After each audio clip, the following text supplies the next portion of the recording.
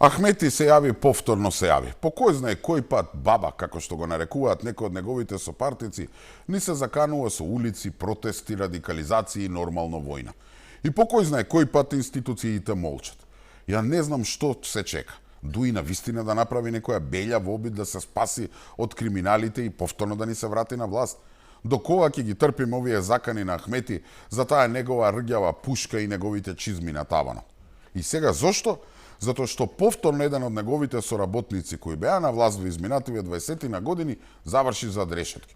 И тоа ајде да беше некој од оние милионски криминали како тие нагрубили останатите екс-функционери. Туку човекот заврши во шутка заради осомниченост или инволвираност во случајот Кочани, еден од најтрагичните настани во поновата македонска историја. И мислам дека нема човек во оваа држава, било кој, од било која националност, кој мисли дека Бектеши е зад решетки затоа што е албанец. Не. Таму е затоа што е еден од многуте корумпирани функционери кои буквално не исцицаа крвта во изминативе години. И да бидам искрен, до некаде го разбирам Ахмети. Му гори под нозет. Половина партија веќе има резервирано влезници за во Идризово, така што не му останува ништо друго освен да се заканува.